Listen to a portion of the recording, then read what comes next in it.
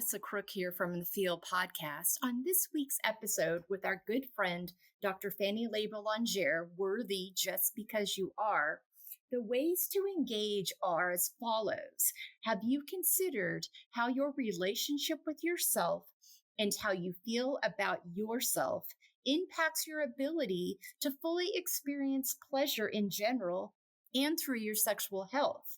Think about that. And if taking some time to get curious about that and explore that more can impact your pleasure and sexual health capacity. We hope you enjoy this week's episode with our friend Dr. Fanny Laboulanger. Just because you are worthy. We're going to start with self-care, how to prioritize that in your life. That is a key principle in your work. You are a practicing doctor, health practitioner. You work in gynecology professionally, but also in your work as a sassy French physician, sexual health guide, coach, all those pieces. We joke about, she's like, I'm still trying to figure out what to call it. So sassy French physician, it's what she goes with, and that fits her to a T. Self-care is a core principle when you start working with women. So talk to me. Last time we talked about this, the first time you were on the show, you talked a lot about your own journey of how the stress of the medical field, ironically, if you're a practicing physician, self-care is kind of the opposite of what happens. You're working these crazy hours, these crazy shifts, these unreasonable demands on your time and your body as you're going through med school and going through practices and residencies and all of that. And your body just screamed at you. And you experience epileptic seizures and just with no real context of where they came from. And it drove you to the person you trained with to learn all of these things about yourself. So we learned that about you last time. And through this training, when you start working with women, like the self-care piece is an early component of this. And you're very passionate about it. I mean, you have things on your Instagram, follow her at with Dr. Fanny. One of my favorite things, and she puts up wonderful posts all the time that I regularly share. So if you follow us at all on Instagram, you've seen them, but one of your posts a couple weeks ago, you're not broken. There is nothing wrong with you. It's the system that we are living in that is twisted and that is making us feel guilty or afraid. Yes, yes, and yes. And that starts with us not feeling like we can prioritize our self-care. It starts with those basic premises. So talk to me about this passion of yours behind that and how it fits into your own life as well as those that you help. I love talking about self-care, and I'm also really good at teaching something that I need to apply to myself because I'm a human. Yes, exactly. I think you started saying it a little bit before. Self-care, it's really about allowing us to let go of the guilt, to just want to take time for myself. Mm-hmm. I usually refer to a very simple example. The coaching certification I took was expensive, and the idea of just spending that money on myself was terrifying. Yeah. So just considering, and maybe for most of us, when we start the journey, we're not aware of that. How even before self-care, it's considering you exist, considering you are worthy of your time. You are worthy of your energy. You deserve your time and you deserve your energy. And for many of us, we need to start there. We need to hear it again and again and again, because we are fighting decades, even lifetimes of being conditioned we're not enough. There's something wrong with us. We should be more like this or less like that. So first, allowing yourself to really feel, this first step of, hey, I am here, so what do I do? What I love also about self-care is that there is the whole palette you can play with. It's just like self-pleasure. You can consider self-pleasure as a self-pleasure session, as in masturbating for 30 minutes. And if you can't have in your life, hell yeah, we should all prioritize more time for that. But also self-pleasure is also eating a piece of chocolate for 5 minutes, just spending time with the chocolate and with your senses, looking at it, moving it, feeling it melt under your fingers, hearing the sound it makes when you eat it, when you bite, feeling melting in your mouth and things like that. So pleasure is a whole palette to play with. And that's the same for self-care. Maybe at the beginning, self-care is just trying to spend 2 minutes walking outside and just breathing. Or even slower, just remind yourself to take a few deep breaths. Put an alarm on your phone 6 times or even 3 times if you can. Like if you need to start with 3 times or just even 1, to take 3 deep breaths. Or change the screen of your phone and change it. And as when you see that, take a breath. Breathing is self-care too. And it's really important to adapt when you work with someone. When I work with my coaches, it's really important to meet the people where they are and what they have available. I mean, in an ideal world, we would all have 1 hour available every day to just spend some time in self-inquiry, self-evolution, self-pleasure. And when you have kids, or even when you don't have kids, but when you have like a daily life of a modern person, there's very little chance you can do that. And it's really about meeting you where you are and what you have available. And what I really love about that is the more you do that, and also the slowest you start, then it respects your nervous system. Because we've all done that. When January comes, we're like, I'm going to exercise. And 2 weeks later, we're not doing anything. Because with our nervous system in trauma response, or even if not trauma, just the idea of changing drastically who you are, your nervous system is like, hell no, this is not safe. Like, I cannot be who I am not. This is not happening like that. It is not supposed to happen like that. And it definitely isn't supposed to happen like that. So what's important is really to start slow, to basically build your habit in your nervous system. Like, I can focus on myself and I'm okay. Yeah, I love that. That is so good. And you said there's another one that I got to read here because this is so good. I don't try to be the best version of myself. You put this post up last week, and whenever you see something lead with Dr. Fanny, you've always got to read more because there's always more to it. Like, you might be like, what? And then you read it, you're like, oh, I see where she's going. And this is one of those that doesn't exist. And we all know that perfection is boring AF. Subtext, who you are is...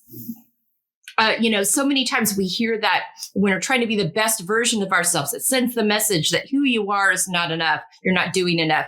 How dare you be satisfied with who you are? And it's just another way to activate that my perfectionist, people-pleasing inner dictator.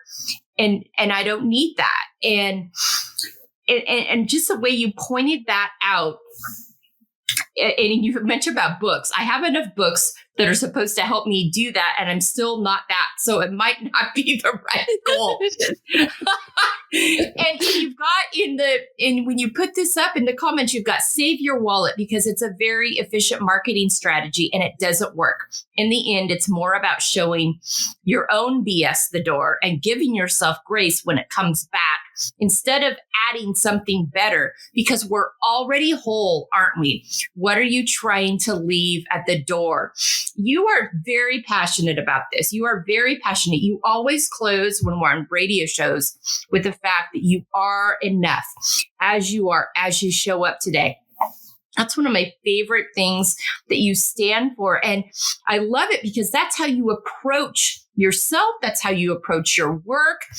And it's so important to remember that we might want to modify things or update things or shake things up to meet us where we are in the seasons we're in. But that is not the same as being broken. We hear all the time that we're broken, that we're not enough, rather than, no, it's just this season, it's time. I want to continue to learn. And as we learn and evolve, we change. And I love the way you have even helped me reframe that and understand that, and taking best and changing it into healthy, authentic, vulnerable. That's one of my favorite things. And I think that really applies to both to how you approach self-care, but also you wrote an interesting article a couple of weeks ago in your Substack about boundaries. And our next question is confidently setting boundaries. And so I was like, what is she saying here? I've got to read this because I know she's got something to say on this. And she and I have talked about this before. So I'm going to go to her Substack. And it's your Sexified Life Substack. You got to go follow this. It's great articles here. And it's called Cut the Boundaries BS Part 1. And she's like, hello, my friends. Let's have a real talk about the latest trendy topic in the self-evolution world these days, boundaries. I'll be bold in here. I don't believe in the boundaries BS. Hear me out. We hear so much about how we need to set, assess, respect, honor your boundaries, and also how others should respect them. Don't get me wrong. Voicing out what works for you and what doesn't is amazing. We should do more of that. And even if I know boundaries have nothing to do with being aggressive or repelling people, I can't help but feel it's about keeping people out, like putting a wall between people and me. Even if I know it's not, it's about protecting yourself, blah, blah, blah. I can't let go of this aggressive feeling that comes up. And then you go on to say, I know that I've understood consciously what they're about, and yet they still feel weird in my system. So what do we do? There are a few things to consider. First, for so many of us, this becomes fuel for our mean self-talk. You see, that's pretty simple, and yet you can't even do that simple thing. Or you're so dumb. Or maybe deep down you feel miserable because you can't apply this simple thing. That's not so complicated. Why can't you do it? Or when you failed again, what's wrong with you? How many times do you need to get things in your face so that you can learn your lesson? We don't need one more thing that's supposed to help us, ending up feeling the SM dungeon of our mind, do we? Second, when we work on boundaries, we usually work with them in our minds. We understand and figure out our boundaries so that we can act on them and have them respected. And we all know what happens when we work on something with our minds. It never stays long term. That's when I see in myself and in many of my coachees when we start working together. In the beginning, it works really well. Things start changing. You see results. And a few weeks, months later, you're right back where you started. And that's 100% understandable. Okay, I'm not going to read the whole thing, but I think that you just brought up so many important nuances here. And I think it's important to remember that these are very personal choices. But my favorite thing that you said is, and I'm trying to find it, under setting boundaries, there's so much. Learning how to say no, learning to stop putting everyone else's needs before ours, allowing yourself to listen inside, stopping people pleasing, figuring out what feels good and what doesn't, allowing yourself to enjoy pleasurable moments, learning to reprioritize. And I could go on and on. Setting boundaries is such a small word for all its nuances. And there's more to the article. It's going to be linked on our resources page. You should all go read it because she goes in and she talks about self-consent, which we'll get into more. This is something she's also very passionate about. But I went through and read it because I wanted, oh my God, what's she saying here? But you said something last year too, when we recorded.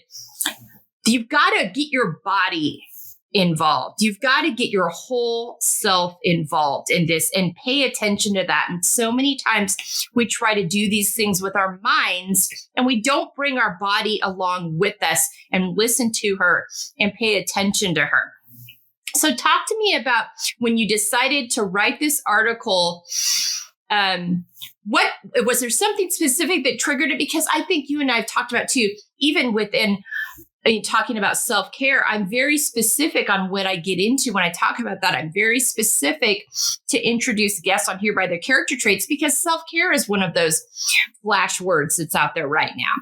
And people don't really understand it. You've made it such an important point. Breathing is part of your self-care. We lose sight of the actual components of it. And sometimes just jump to the fluff. But this also ties into the boundaries piece and getting your body, your whole body involved in this process. So talk to me about just what led up to this idea of writing this, because you present it so well with all the nuances. If we haven't met each other yet, you'll soon discover that I have a zero bullshit tolerance. That's why I'm messy.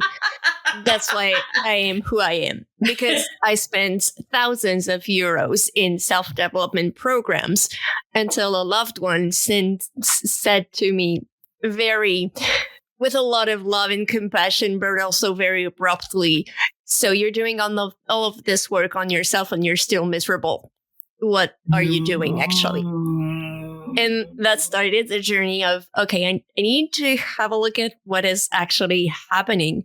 And that's when things started, because when you step out and zoom out, you're noticing a lot of things are mind playing, and it's just your mind play. Your mind decides to just go play somewhere else. And suddenly what was people pleasing and what was perfectionism becomes following a certain idea of how things should be done or how you should feel when something happens, or a lot of things.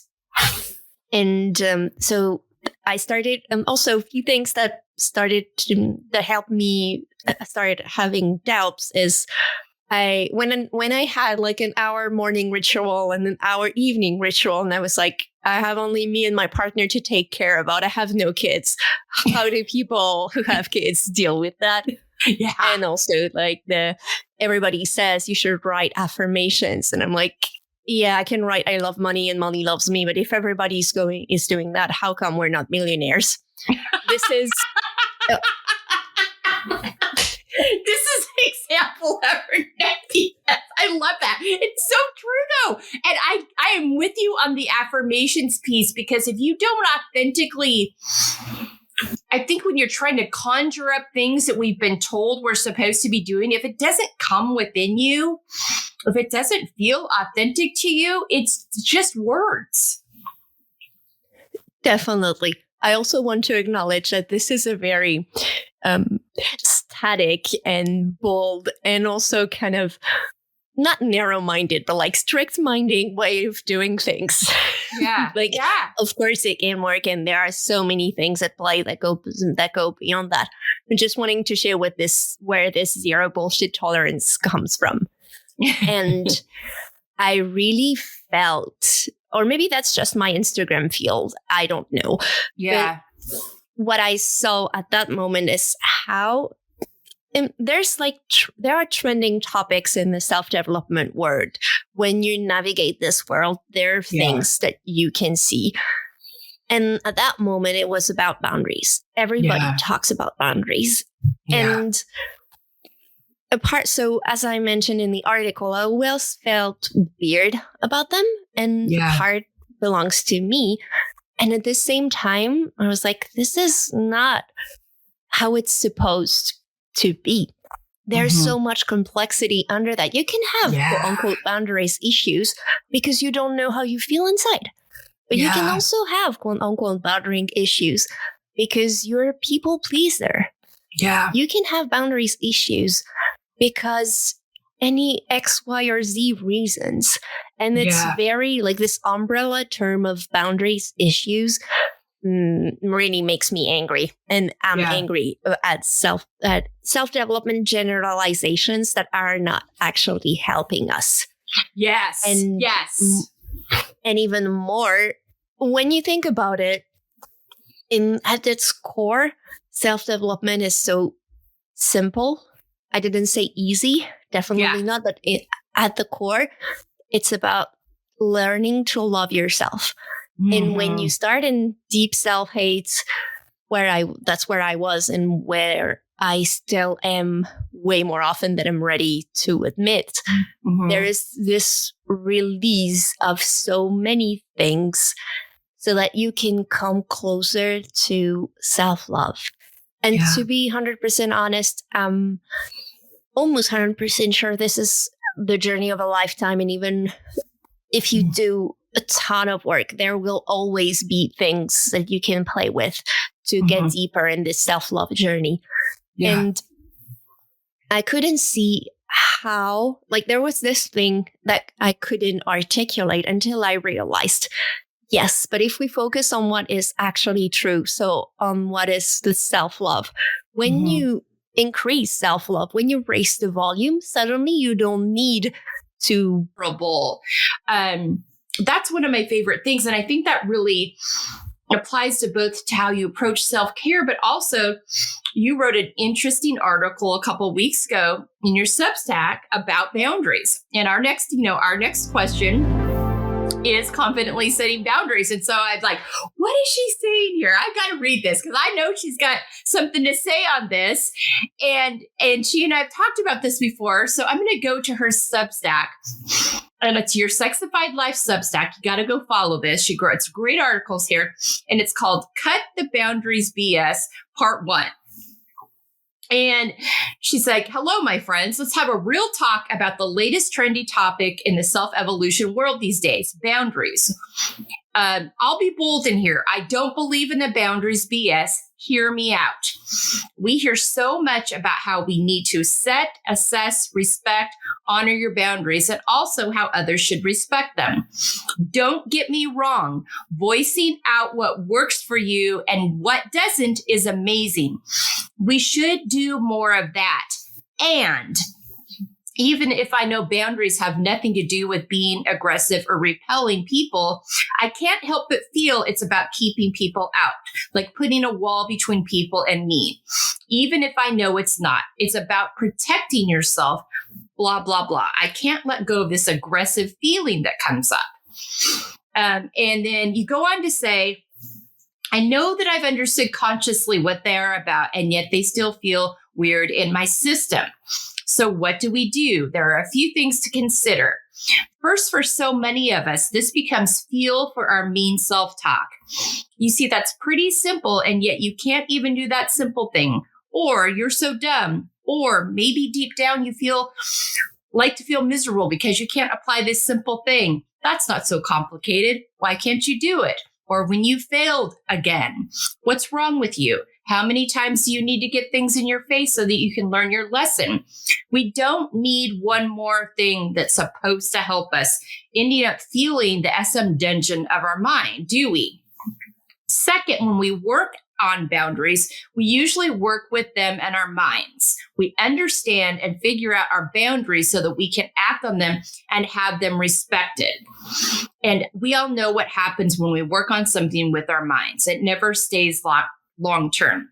That's when I see in myself and in many of my coachees when we start working together. In the beginning, it works really well. Things start changing. You see results. And a few weeks, months later, you're right back where you started. And that's 100% understandable. Okay, I'm not going to read the whole thing, but I think that you just brought up so many important nuances here. And I think it's important to remember that these are very personal choices. But my favorite thing that you said is, and I'm trying to find it, under setting boundaries, there's so much. Learning how to say no, learning to stop putting everyone else's needs before ours, allowing yourself to listen inside, stopping people pleasing, figuring out what feels good and what doesn't, allowing yourself to enjoy pleasurable moments, learning to reprioritize. And I could go on and on. Setting boundaries is such a small word for all its nuances. And there's more to the article. It's going to be linked on our resources page. You should all go read it, because she goes in and she talks about self-consent, which we'll get into more. This is something she's also very passionate about. But I went through and read it because I'm like, okay, what's she saying here? But you said something last year too, when we recorded. You've got to get your body involved. You've got to get your whole self involved in this and pay attention to that. And so many times we try to do these things with our minds and we don't bring our body along with us and listen to her and pay attention to her. So talk to me about when you decided to write this article. What was there something specific that triggered it? Because I think you and I have talked about too, even within talking about self-care, I'm very specific on what I get into when I talk about that. I'm very specific to introduce guests on here by their character traits, because self-care is one of those flash words that's out there right now. And people don't really understand it. You've made it such an important point. Breathing is part of your self-care. We lose sight of the actual components of it. And sometimes just jump to the fluff. But this also ties into the boundaries piece and getting your body, your whole body involved in this process. So talk to me about just what led up to this idea of writing this, because you present it so well with all the nuances. If we haven't met each other yet, you'll soon discover that I have a zero bullshit tolerance. That's why I'm messy. That's why I am who I am. Because I spent thousands of euros in self-development programs until a loved one said to me with a lot of love and compassion, but also very abruptly, so you're doing all of this work on yourself and you're still miserable. What are you doing, actually? And that started the journey of, okay, I need to have a look at what is actually happening. And that's when things started, because when you step out and zoom out, you're noticing a lot of things are mind playing, and it's just your mind play. Your mind decides to just go play somewhere else. And suddenly what was people pleasing and what was perfectionism becomes following a certain idea of how things should be done or how you should feel when something happens, or a lot of things. And so I started, also a few things that helped me started having doubts is when I had like an hour morning ritual and an hour evening ritual, and I was like, I have only me and my partner to take care about. I have no kids. How do people who have kids deal with that? Yeah. And also like everybody says you should write affirmations. And I'm like, yeah, I can write I love money and money loves me. But if everybody's doing that, how come we're not millionaires? This is... This is an example of her yes, I love that. It's so true, though. And I am with you on the affirmations piece, because if you don't authentically, I think when you're trying to conjure up things that we've been told we're supposed to be doing, if it doesn't come within you, if it doesn't feel authentic to you, it's just words. Definitely. I also want to acknowledge that this is a very static and bold and also kind of not narrow-minded, but like strict-minding way of doing things. Yeah. Of course it can work, and there are so many things at play that go beyond that. I'm just wanting to share where this zero bullshit tolerance comes from. And I really felt, or maybe that's just my Instagram field, I don't know. Yeah. But what I saw at that moment is how there are trending topics in the self-development world. When you navigate this world, there are things that you can see. And at that moment, it was about boundaries. Everybody talks about boundaries. Yeah. And so as I mentioned in the article, I always felt weird about them. And part belongs to me. And at the same time, I was like, this is not how it's supposed to be. There's so much complexity under that. You can have quote unquote boundaries issues because you don't know how you feel inside. But you can also have quote unquote boundary issues because you're a people pleaser. Yeah. You can have boundaries issues because any X, Y, or Z reasons. And it's very like this umbrella term of boundaries issues really makes me angry. And I'm angry at self-development generalizations that are not actually helping us. Yes. And even more, when you think about it, at its core, self-development is so simple. I didn't say easy, definitely not, but at the core, it's about learning to love yourself. And when you start in deep self-hate, that's where I was and where I still am way more often than I'm ready to admit, there is this release of so many things so that you can come closer to self-love. And to be 100% honest, I'm almost 100% sure this is the journey of a lifetime. And even if you do a ton of work, there will always be things that you can play with to get deeper in this self-love journey. Yeah. And I couldn't see how, like, there was this thing that I couldn't articulate until I realized, yes, but if we focus on what is actually true, so on what is the self-love, when you increase self-love, when you raise the volume, suddenly you don't need to put those boundaries because what is coming will be rebouncing because your self-love takes so much space and in a good way. When you have this self-love bubble inside, having your own back, knowing you will be okay, knowing you won't abandon yourself, knowing what you can have control on, which is very little, and what you cannot have control on. When you focus on that, when you connect to that, when you keep that, suddenly most of the outside bullshit actually doesn't need to be put out because there's nothing for it to grasp somehow. Yes. I love how you articulated that. I think that is, and we talk so much about here, and I have the embracing layers piece in because I'm so passionate about us embracing all those parts of yourself. And you are too. I mean, you articulate that so well, but we are not broken piece. And if you're acting out of love for yourself and genuine understanding of your value, that's going to naturally, organically solve a lot of these issues for you because you're going to live your life in a way naturally and organically. You're going to communicate what your do's and don'ts, what your non-negotiables are in a way that's going to solve a lot of these things. And so you're naturally, for lack of a better word, you're naturally, my son-in-law uses the word guidepost. He doesn't like the word boundaries.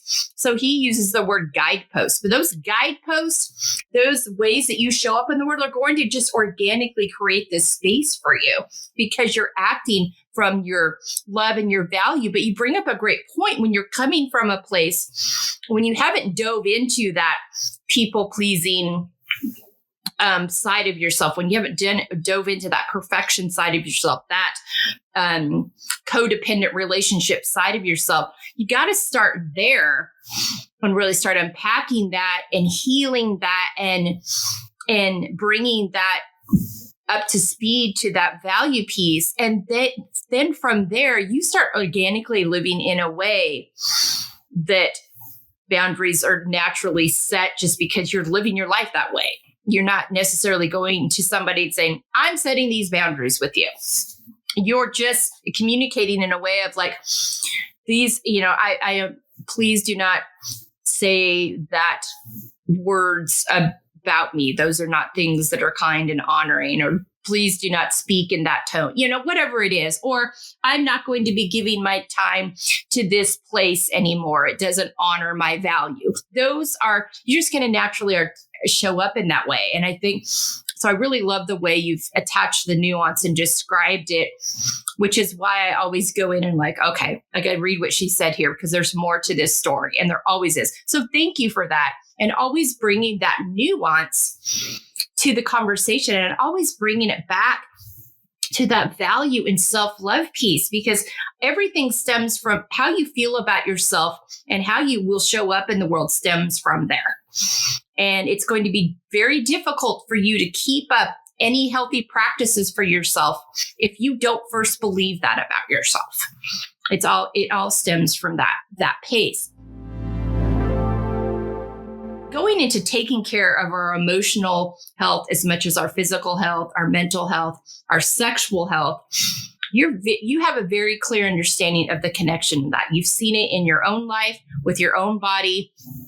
When you had, when epilepsy came up for you and your body was just crying out for help, you saw it again with your own body. When you had, a broken leg last winter and then trying to come back from that, and things that your body and mind are still working on, connecting on from healing all of that. So talk to me about those connections and what you know about them, learn about them, and how that enables you to help the people you're working with as well.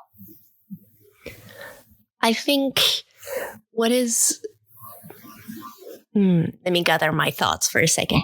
Okay. Yeah, I think what is missing in the coaching industry, and what I am proud of bringing, gonna brag for a second, is the body-mind piece. Mm-hmm. Because so often, even in coaching, but in our lives in general, that's what's happening with the books and everything.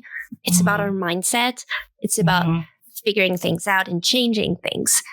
And when you think about it for a second, there is this saying that if there is a behavior that you have, then it has a benefit. Like it has a secondary benefit. It is here for a reason.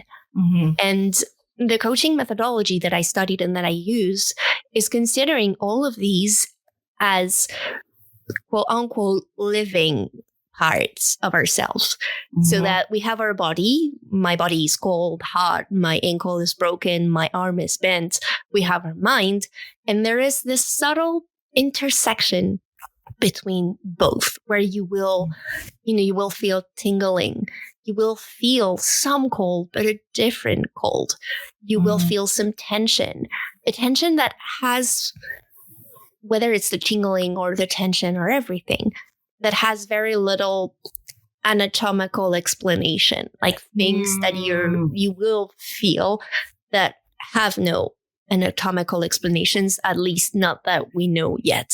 Mm-hmm. And when you're there, since it is at the intersection of your body-mind, then you can play with it with your body. So you can shake, you can dance, you can move, and you can also play it with your mind. So you can have conversations with those parts of you that usually are really strong protectors that just, I love to say that sometimes parts of us never got the memo that they didn't need to hold on so strong to what once was, or to keep us safe. Yeah. You're not doing, that's one of the sentences that I say all the time, is that you're not doing anything stupid. It's always a question of a part of you that didn't get the memo of how you're okay now and you can do things differently and this part can rest. Yeah. It's so important to go there first. Yeah. That's so compassionate. So compassionate. I love that so much. And so there's this part of the mind-body connection that is, in my biased opinion, so important.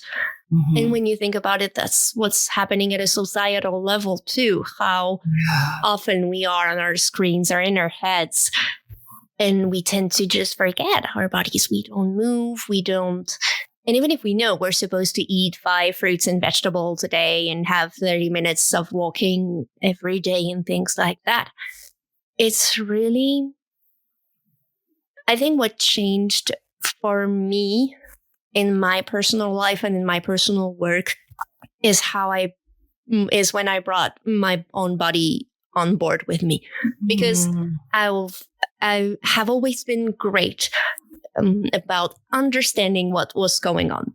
Like there is something going on, and understanding what's behind what's going on. I am amazing at that, but I am way less amazing at dealing with my own shit. Yeah. Because that asks us to go there, and that's hard to do. It's hard to sit with that stuff and unpack it. And it's hard to do. And when you bring your body with you, suddenly it is easier. I'm not saying that it is easy, because when you reconnect to your body, then you get back all the shit that you lovingly put under the rug because you had no idea how to deal with this before. Yeah. So you'll get all the emotions, all the sadness, all the grief, all of the anger because of this patriarchal bullshit system we're living in. The grief of just being being in the limited human body, whatever your beliefs are. Like, this human experience is limited by itself. And it's so frustrating sometimes. Yes. Yeah. And we carry all of that. Yeah.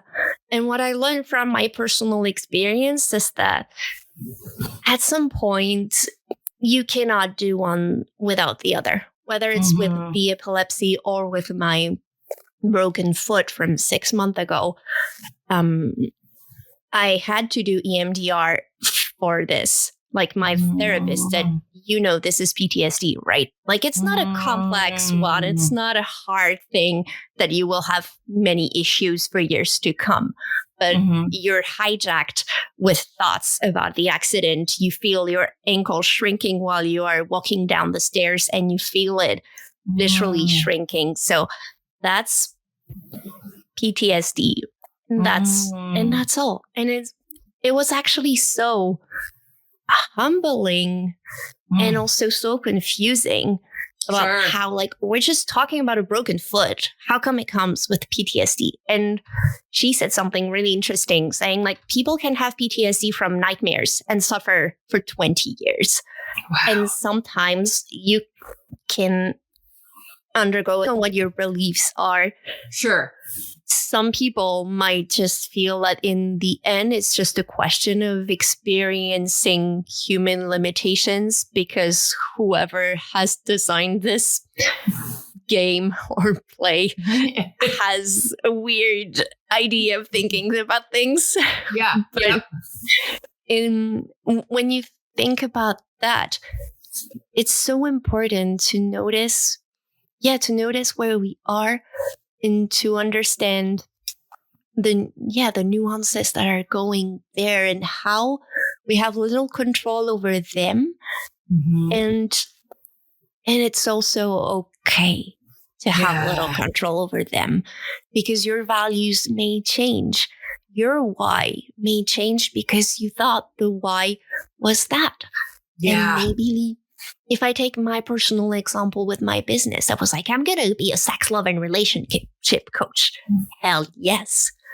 And the more I move forward with all of that, the more I discover it's about maybe pleasure and inner peace reclamation. More than I want to help you have multiple orgasms. Maybe it's first addressing what comes before that. So making peace with your mind and calling your body back and coming home to yourself, so that you can experience the orgasms and things like that.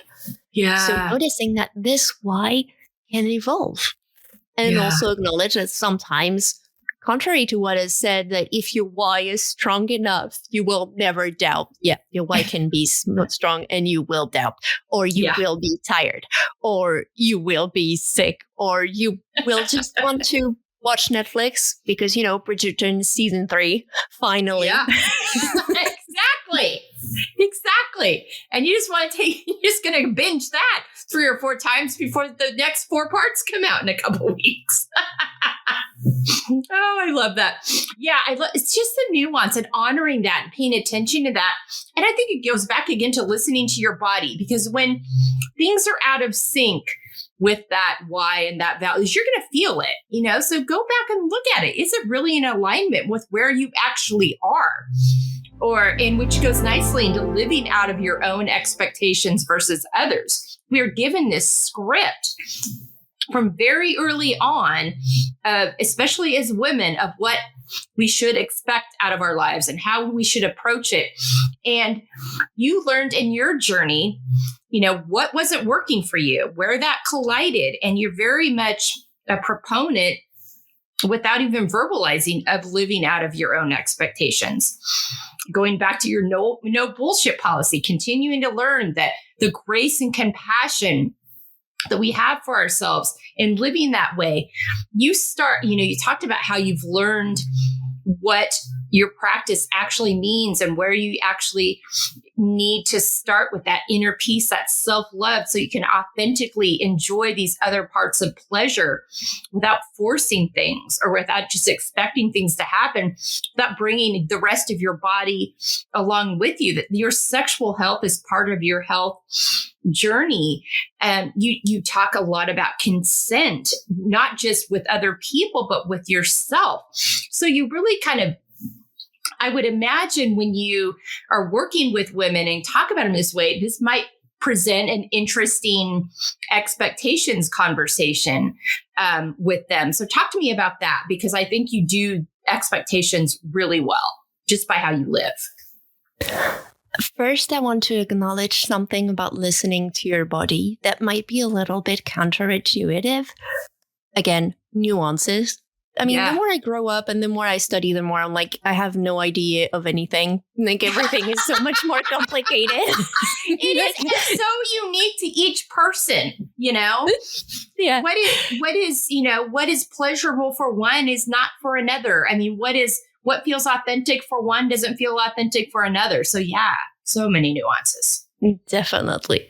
And so in self-consent, it's so important to listen to the yes and the no's. This is like something that is so basic, as in created from the base, and that should be the base in our whole lives. What I usually say is, how do you want to enjoy penetration if you're basically forcing a tampon twice or 3 times a day for a week when you are on your period? Of course, you will have pelvic pain, and of course, penetration will be painful. So all of that, really reclaiming this yes and no from inside, from, okay, I am wanting to receive something in my vagina today, or I don't. That's super important. And nuance again.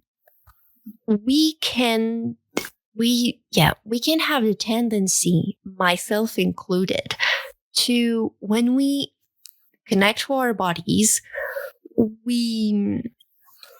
our bodies also store all of our traumas, because the body keeps the score. Yeah. So in our bodies, we have all of our traumas. So that's what I love about intuition that comes from your body, is that sometimes it's perfect and sometimes it's way off. And that's okay. Yeah. Also, it's just one more nuance or one more ingredient to add to the potion. How there is this first part of reconnecting to our bodies. We need that so much, and I'm an advocate for that. And also, when we have that, we need to be cautious of not having our mind coming back here and playing a game again of, your body saying that, so you're not doing that. Is it really true that your body doesn't want that? Or is it just that you don't want that and you create something from your body? And we all do that. That's a very human thing to do, because, sometimes you don't want to work or you don't want to do that thing. Even if you should, because it's the right thing to do. So again, there is this big nuance.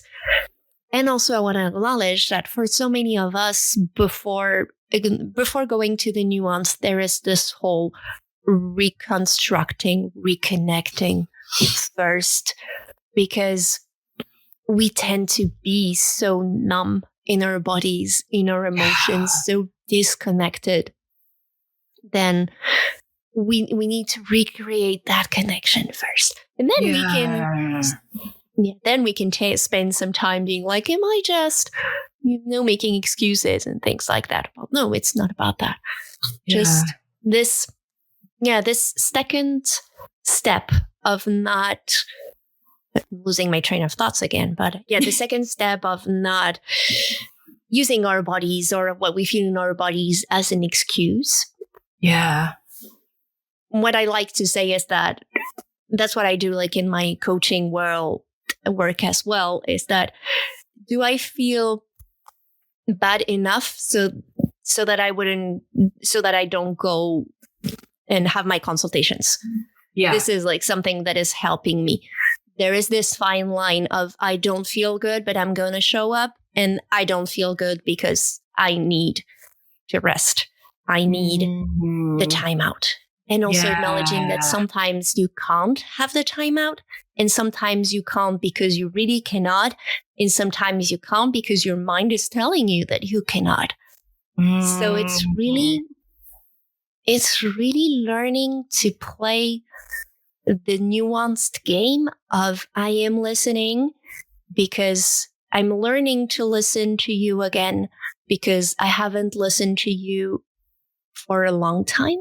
Yeah. And also acknowledging that sometimes, yes, I am listening, but there are outside things that needs to be taken care of. Like you have your kids, they are here. Yeah. Yeah. I had my best friend had her son recently, and I was talking to her and was like, having a child is the thing that will make your brain change, because you cannot fall back to your default patterns. Like the change need to happen because the kid is here. Yeah. And it was like, and they require attention. Yeah. So it's really about that, about how our bodies are so important. We need the connection. Hell yeah. That's 80% of my work. And I also know, if I speak from personal experience, that I can use my body as an excuse. Yeah, absolutely. And when it gets into that, like, is this a fear-based thing, or is this like authentically I need rest? I mean, even just like pulling back the curtains on that, where is this coming from? And you just so many nuances, and it's so unique and individual to each person, and figuring out how to honor that. But I think when you first start listening to your body, when you've been so disassociated, when you all of a sudden start paying attention, there's so many things going on. You talked about this earlier, all those things that you haven't unpacked, that you haven't processed, that you haven't acknowledged are there all of a sudden, clamoring for your attention. And so even unpacking that and taking the space to do that takes time and intention and a lot of nuance, and asking questions. And is this something I can move forward with today, or am I hesitant because I'm exhausted, overwhelmed? I mean, so being patient with yourselves in this process, and recognizing that it takes a while to unpack the script that we were handed when we were very young, and paying attention to that and being cognitive of that. And you do such a good job of acknowledging that in the meeting people where they are, and even getting to a point where they can know what their own expectations are, having to unpack what they've been told they should be, and even paying attention long enough to yourself, your body, your nervous system to be like, oh, this is actually my expectation. This is not coming from an outer source that I've been told I should listen to. That takes a lot of time too. I'd love to add to that. Yeah. One of the concepts that I love is the SM dungeon of my mind. Yeah. Like how my mind is an unhealthy SM dungeon. And what I noticed maybe it's a few years ago, I think 18 months ago or something, is how I can use my parents' voice to make me feel bad. Like I hear voices from my parents in my head, and I know they would never say that. because they love me, and it contradicts who they are, their values, what I received as an education. Yeah. And it was like, who's talking there? And I was like, this is my inner bully, because this bully understood that if it used a random voice, I wouldn't listen. I wouldn't listen. Yeah. Whereas if I use my mother or father's voice, I will listen. Wow. I was like, you are so mean there. Yeah. Saw you, got you. Yeah. And meanly clever. I mean, because that really, but that just kind of is and you talk a lot about that. You have episodes on that on the podcast. I really highly recommend you go and listen to Fanny's episodes where she talks about this SM judgment over your mind piece, because we all deal with it in some way, and acknowledging it and being aware of it is so important. So I'm so glad you brought that up. And again, highly recommend that, because it's a part of this nuance and this piece, and getting to who we are and who we want, how we want to show up in the world, and how we want to live from our authentic selves, and unpacking what that even looks like takes time and patience, lots of grace, lots of, compassion. Accepting the layered aspects of ourselves. This is part of that journey. And you and I have talked about, we talk about it a lot. We share it a lot. It's a core component of our why, but you and I still struggle with that in our own ways. We're still figuring out how to live that out the way that feels healthy and well to us. So talk to me about your layers journey and unpacking that, and just acknowledging that. Interesting question, because I think there are several angles you can play with. Yeah. There is this embracing layers in my professional work, as in I am a doctor, but I am also a yoga teacher, and I am also a pleasure and inner peace igniter. And so all of these, actually acknowledging that I am a sassy French physician more than a sex coach, yoga teacher, and blah, blah, blah, blah, blah, blah. Right. Really trying to encompass all of these identities, all of these layers, and how things work better when I, for example, acknowledge that I am a doctor, and that's okay. I also have a voice. It's really, now that I voice out that loud, I'm like, overall, embracing layers is also about acknowledging that you have a voice and that your voice matters. Acknowledging that you are worthy of attention, you are worthy of love, you deserve attention, just because you are, just because you are here, royal by nature. Yeah. There is this deep feeling about slowly understanding in your bones this being worthy, this deserving, just because you are. Yeah. And also, and when you feel you deserve and when you feel you're worthy, suddenly all of your emotions are welcome to the table. You're welcome to hear them. In terms of layers, at the moment, I'm struggling with anger. I am angry. Like, for real. I had anger for years. I went to therapy. I did amazing tapping session, 1.5 hour tapping session with anger. And I was like, I should have done that sooner. That would have saved me so much therapy. And then anger came back and said, "Duck, duck, duck. Did you miss me? I'm here." Back! Oh, man. Isn't that how it goes, though? I mean, even just a layer of that, like, here we are. Yeah. It's really, I think embracing the layers is also just allowing yourself to meet your own bullshit that will come back, and acknowledge that it will come back, and it's okay, because it's part of who you are. Yeah. Yeah. And your emotions are there to give you clues to stuff that needs to be, walked out, processed, moved through. And so, but I think when you have that value and that love, you can take a more neutral stance towards your emotions. You don't have that negative, positive emotions. You understand it's trying to inform you, trying to tell you something, trying to It's like, okay, nervous system says that we're safe to walk this one out now. So we're going to present this one, and it's here for us to learn about, be curious about, and walk out. But it comes to that value piece, man. We cannot hit that hard enough because it's something we all struggle with, but is so important and is the core of how we show up in the world from there when we know our value versus when we don't. In summary, in living out feel, finding empowerment, embracing layers, talk to me not only how this has affected your relationship with yourself, but also your relationship with other people. With other people, it creates space when it's needed. And also, it created the big teen crisis that I never had. Like, my mom thought she could avoid teen crisis, and then I had it at age 30 or 29, and she didn't understand anything and was like, okay, apparently you cannot escape that. It just got delayed a little more than what we thought. But Definitely. It still happened. Oh my gosh. It's really about that. So so it created that. It also creates relationships from a more authentic perspective. Yeah. Because then you don't pretend to not be angry. And if people are not comfortable with your anger, then they work on themselves, or the link, the type of relationship changes.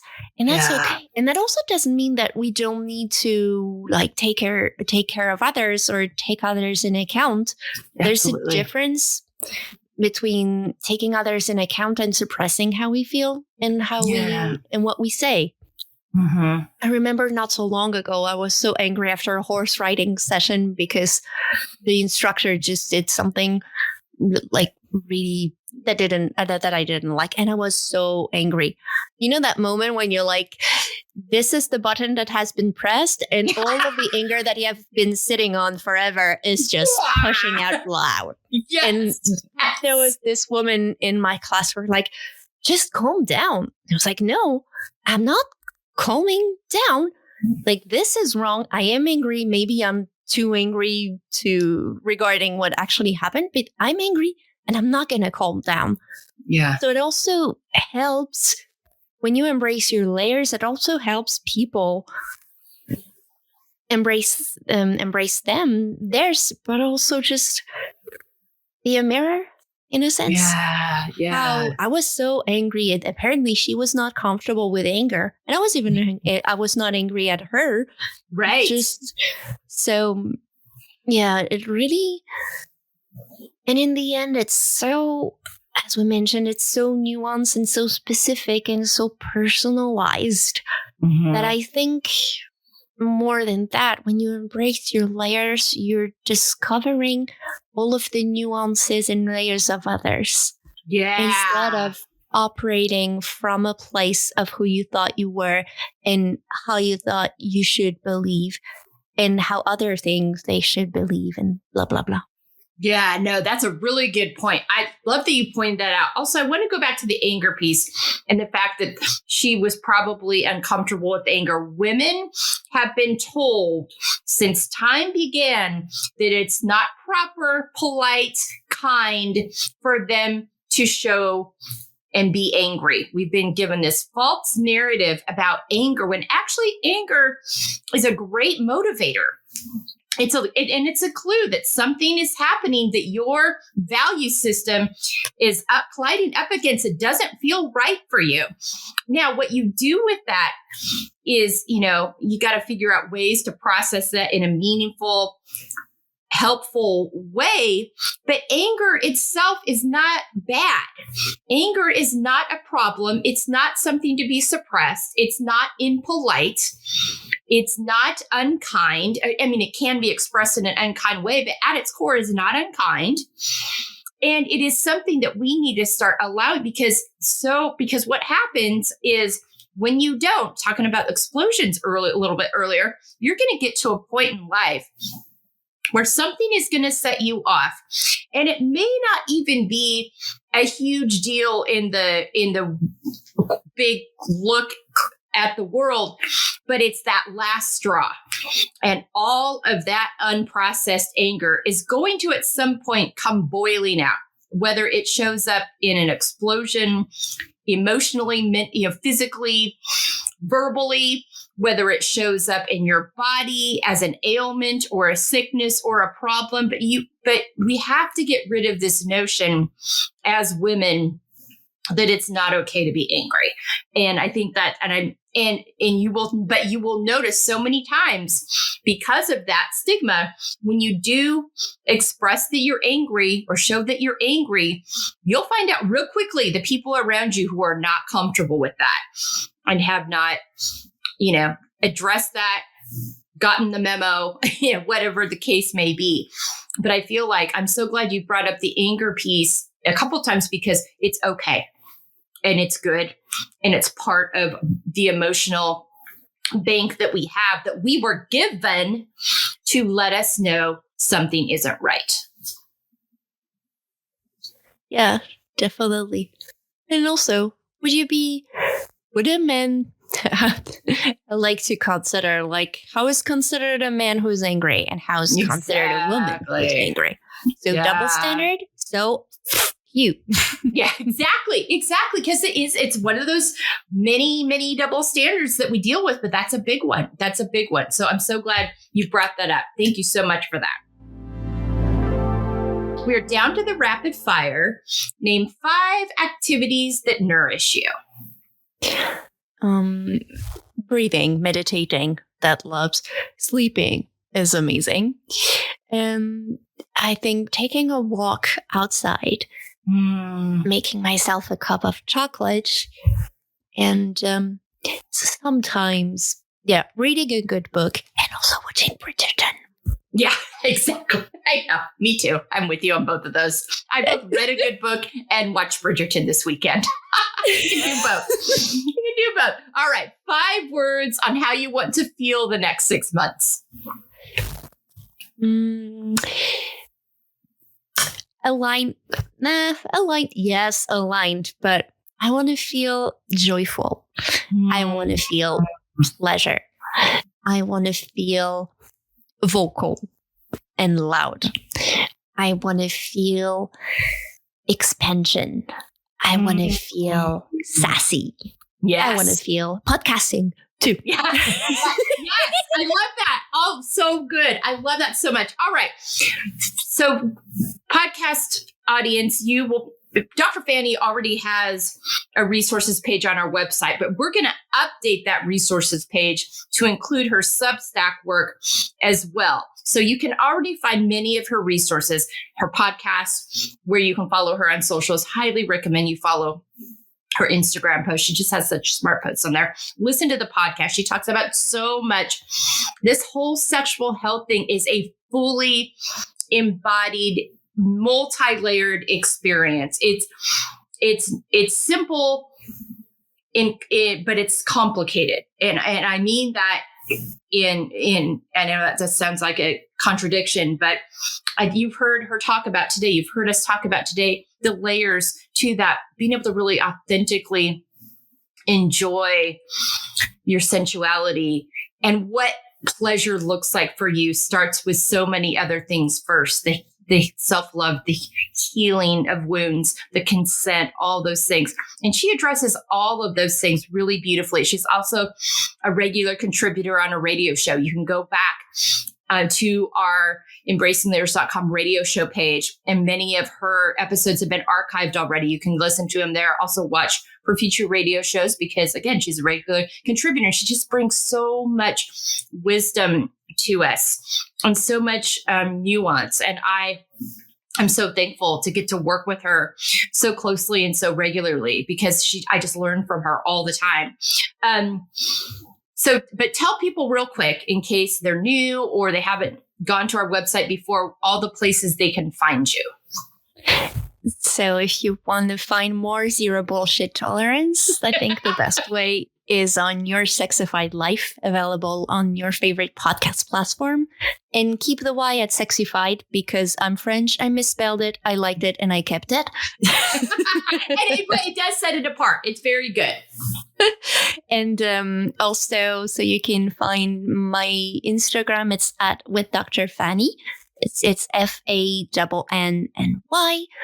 And I think we will link in the show notes my free ebook. It's called Essence, Awaken Your Senses to Reclaim the Pleasure of Being Alive. It's a great resource that I crafted and that I'm really proud and happy to share.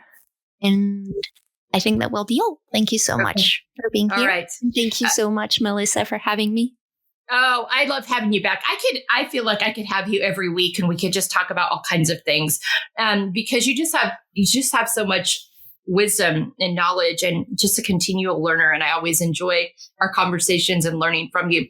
The podcast audience, I feel like this is going to be really popular again with you because Dr. Fanny just lays it all out there so beautifully, so well. If you haven't listened to the first conversation from season 5, highly recommend you go back and listen to that and then listen to this one because you're going to see even more connect points on how I drew some from that conversation and to things that she and I have worked on together since then, things that she's written since then.